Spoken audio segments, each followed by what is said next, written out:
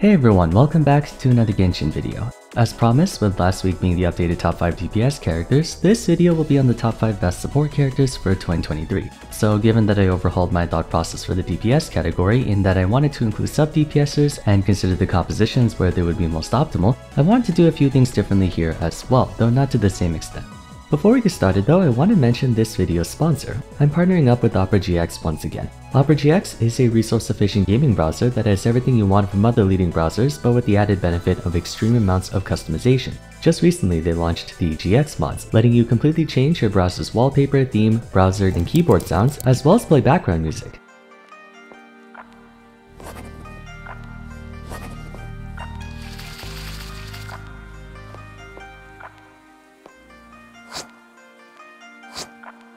They have a wide selection for you to choose from. The mods are also in a template format, so if you ever decide to get rid of it, you can disable it and go back to the customizations you had before. There's also a bunch of other features like video pop-ups and music players, so for anyone who wants to watch YouTube without having to pull up an entire window, you can do that with Opera. And same goes for any music player. You can also use social media and messaging platforms directly through the sidebar for stuff like Twitter, Instagram, TikTok, and Facebook Messenger to name a few.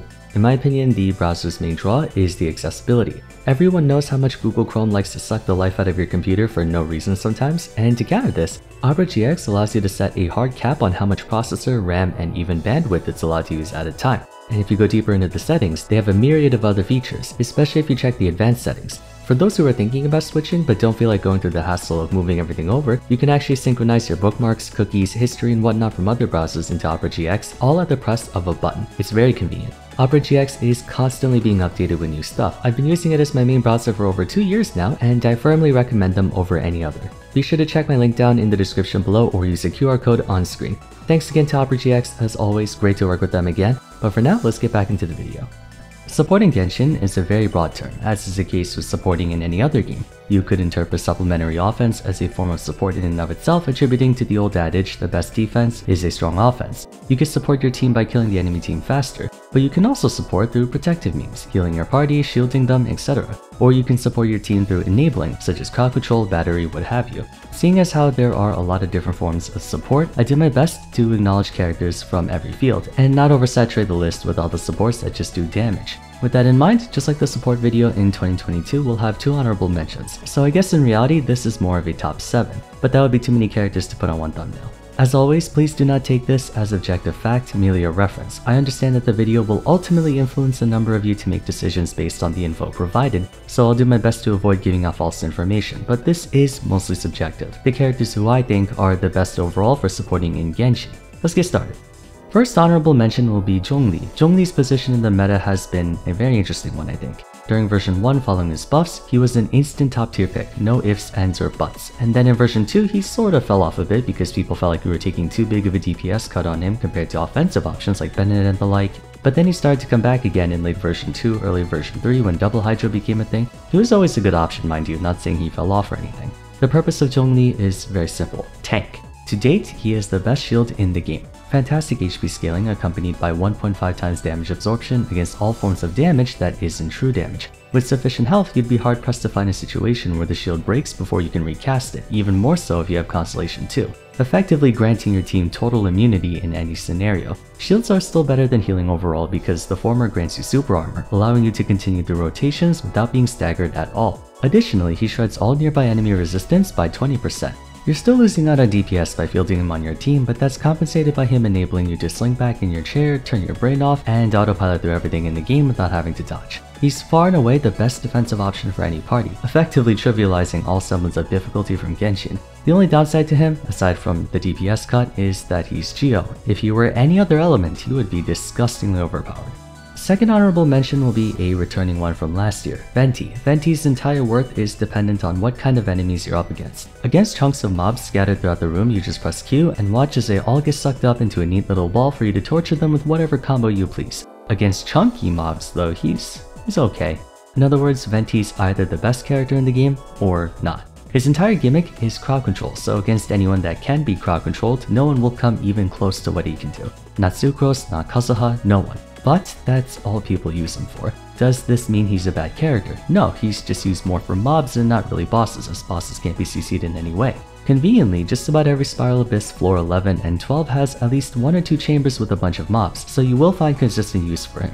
Then in the overworld, where everything consists of mooks that can be crowd controlled, you're never gonna find a reason not to use Venti. But reminiscent of Zhongli, I feel like their one-trick pony nature isn't quite good enough to put them in top 5. They're like SSS tier but only in one field, whereas the others are S tier but in a lot of fields. Still a fantastic unit and one worth picking up if you're looking to easy mode through any floors in Spiral Abyss with mobs. So those are the 2 HMs, let's move on to the top 5. To repeat, given that the DPS video had both on and off-field damage dealers, anyone who is on this list will be assessed by their supportive capabilities more than how much damage they can do, although that will be considered if it's relevant. First up, let's talk Bennett. Also just a reminder, this is not order.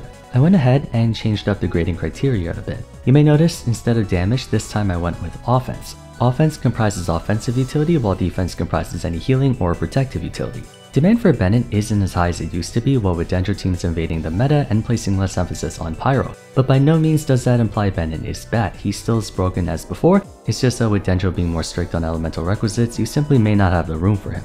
Just like before, Bennett has 2 things going for him, damage and healing. Unconditional attack is still a useful stat boost to this day, as any character who is in Yelan or Nilou makes use of attack as their primary source of damage. He doesn't really do that much damage on his own, but he doesn't need to, as he buffs the attack of basically his entire party to such an extreme that those other 3 characters can do the damage of 5 or even 6. The accompanying regeneration also ensures that your team will pretty much be invincible, provided you don't get thrown out of the circle and or bursted really hard. I don't think it's as consistent as Zhongli's shield, but Bennett provides a metric ton of offensive utility that Zhongli doesn't. I think what's causing him to fall behind the likes of Shinto is that while attack is still OP as hell, a lot of parties are switching towards elemental mastery in light of reaction-centric teams becoming the norm. Bennett's only real utility is battery. Driving reactions isn't his strong suit, but then again, Pyro isn't a driving element to begin with, it's all about power. So if you're bringing Bennett, I don't think you were doing it for reactions to begin with. Just like I said in my Why Everyone Plays Bennett video, the only way he will become irrelevant is if there's another character who does exactly what he does but better, and I don't think that will ever happen.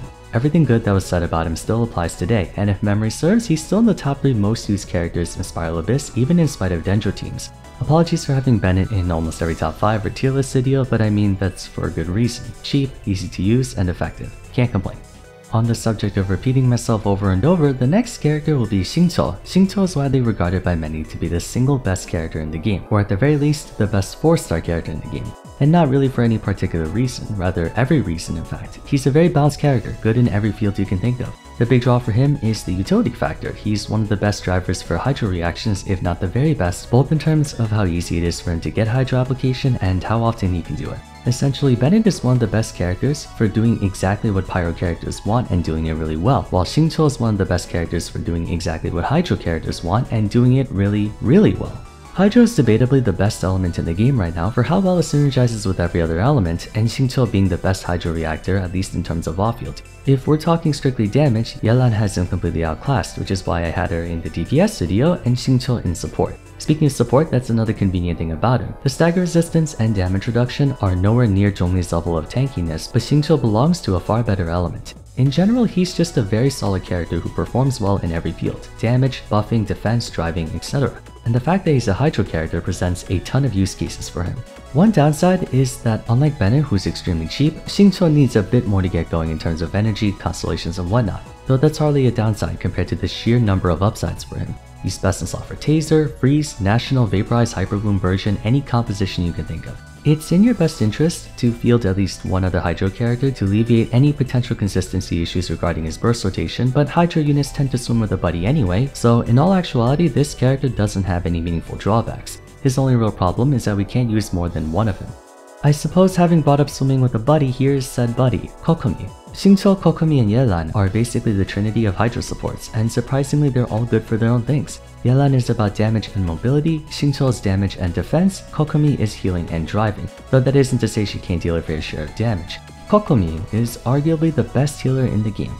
Well, technically Chi-Chi reigns supreme as the best healer if we base it purely off of regeneration, but unlike Chi-Chi, Kokomi can actually do more than just heal. She does a fair bit of damage on her own courtesy of her triple hybrid scaling from healing boost and health, but what people like about her is that she's a great facilitator for Dendro teams, namely Hyper Bloom and Bountiful Bloom. Due to requiring more elements and characters dedicated to reactions than any other team comp, Dendro teams don't leave you with many options for protection. For example, it would be hard to field Zhongli or Bennett into a Hyper Bloom team and outright impossible to use either for any teams involving Nilou. So while you have to sacrifice damage to include Kokomi over Shinto or Yelan, you would considerably increase the party's consistency by healing through all the self-inflicted damage you took, something the other two can't do.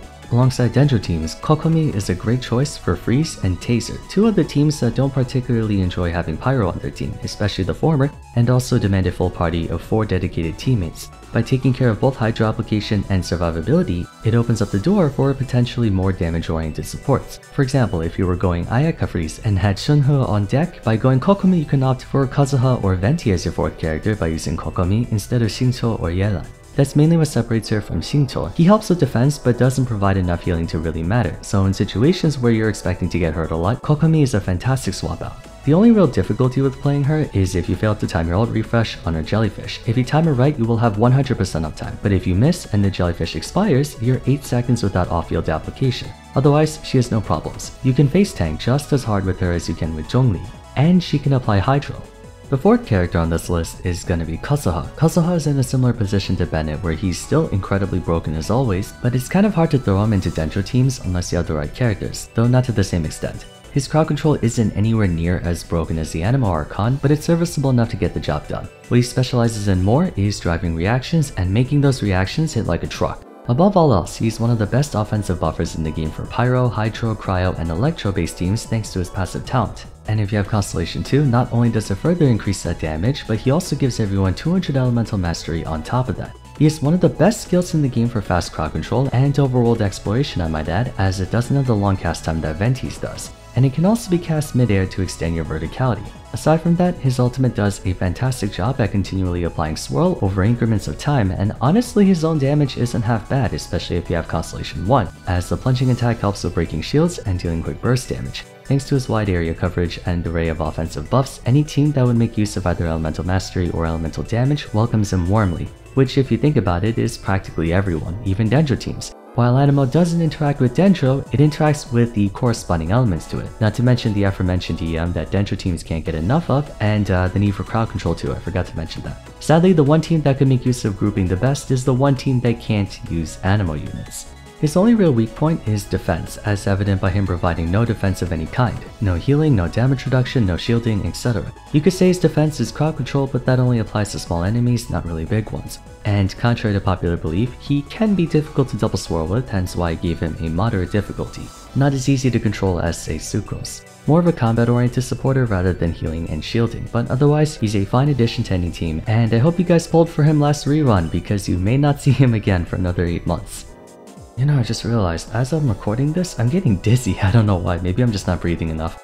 Last but not least, yes, I'm mentioning her twice because she's that good. Nahida. Nahida is one of the best DPSs in the game and one of the best supports in the game. I was not exaggerating when I said this kid would be the strongest character in the game if Shinto didn't exist, because my god does she cheat. To reiterate, she's probably the most consistent unit in the game when it comes to applying relevant reactions, in her case being Dendro. Anytime someone she marks with her skill takes reaction damage, it reapplies Dendro onto them and damages everyone else around them. So you can turbo splash damage the crap out of everything in the game just by pressing your E, popping a 360 no-scope or 720 for good measure, and calling it a day. She has a similar elemental mastery component as Sucrose, where a portion of the party member with the highest elemental mastery gets shared with the active character. Usually that's Nahida. Technically speaking, she doesn't have the same offensive augmentation as the likes of Bennett or Kazuha since the damage comes from her own attacks, but if you have Constellation 2 on her along with the EM buff from her passive, then that would be another story. She's by leaps and bounds the best support and damage dealer for anything Dendro related. Of course, the repercussion is she's only good in Dendro teams and not really welcome anywhere else, but seeing as how Dendro has some of the best reactions in the game, that's a moot point. Like Kazuha, Nahida provides absolutely zero defensive support. Thankfully. That is the only thing keeping her from being broken. If she could heal or shield, then yes, she would officially be the best character in the game without question. At one point I wasn't even sure if she qualifies as a support given she's almost all personal damage, with the only actual supportive capability stemming from her driving and DM buff, but again the line between sub DPS and support is very blurry, and I felt like it would be a crime to not include her in supports either. She's really that good. Alrighty, that wraps up my top 5 best support characters. Reiterating one more time that just because a character is not on this list doesn't mean they're bad and you shouldn't play them. Many characters in Genshin are good, it's just that these are, in my opinion, the 5 best, or 7 best. As always, you can leave your own list in the comments down below, or you can share your thoughts on mine. But aside from that, if you enjoyed the video, it would be great if you could leave a like and subscribe. Don't forget to follow me on Twitter at Vars, join my Discord server, and check out my video on the top 5 best DPS characters if you haven't yet. For now though, thanks so much for watching, and I look forward to seeing you again soon. Take care.